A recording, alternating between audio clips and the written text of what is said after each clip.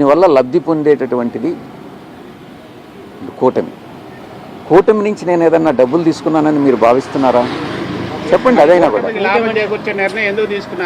మీరు ప్రత్యర్థిగా సార్, కూటమి అనేది మీ ప్రత్యర్థి పార్టీ, దానికి ఎందుకు లాభం చేయాలి? నేను ఒకటే చెప్పాను నా ట్వీట్లో, జగన్ గారు నా శ్రేయోభిలాషి. ఆ కుటుంబంతో నాకు 4 దశాబ్దాల సంబంధం ఉంది. చంద్రబాబు నాయుడు గారిని రాజకీయంగా నేను వ్యతిరేకించా.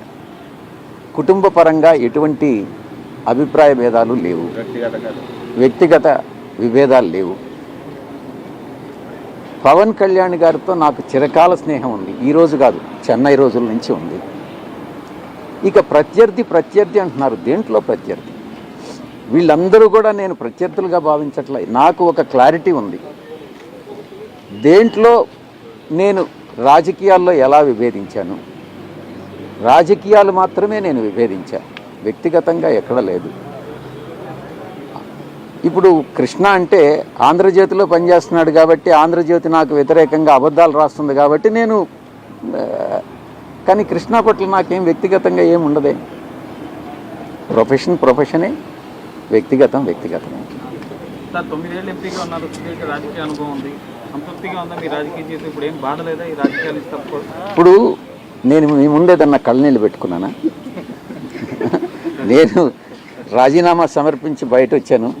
మీతో సంతోషంగా నేను ఈ క్షణాలు గడుపుతా ఉన్నా. నాకు బాధ అనేటటువంటిది ఏ మనిషికైనా ఉంటుంది. నేను అబద్ధం చెప్పను, నేను మళ్ళీ చెప్తా ఉన్నా. మనసులో ఎక్కడో కొంత బాధ అయితే ఉంటుంది. కానీ ఆ బాధ అన్నటువంటి దానికన్నా నేను న్యాయం చేయలేకపోతున్నానే అన్నటువంటిదే ఎక్కువ బాధను కలిగిస్తుంది.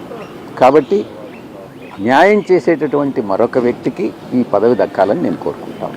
అది ఎవరైనా బాగా మిస్ అయిపోతుంటారు సార్. మీరు ఛాలెంజ్లు చేయటం, తర్వాత మేము ప్రచారం చేయటం, ఇవన్నీ నేను ఛాలెంజ్ చేసినంతా కూడా నేను చేసి చూపిస్తాను. ముఖ్యంగా మీ మీద డిఫమేషన్ కేసు అయితే వదలను. ఎందుకనంటే నేను ఉమనైజర్ కాదు, ఎవరు ఉమనైజర్ అనేటటువంటిది మీకు తెలుసు. దాని విషయంలో మాత్రం నేను వదిలే ప్రసక్తే లేదు. ఇంకా చాలా ఉన్నాయి. కేవీ రావు విషయం నేను లాస్ట్ ప్రెస్ కాన్ఫరెన్స్లో నేను చెప్పాను, కేవీ రావు మీద డిఫమేషన్ వేస్తాను అని.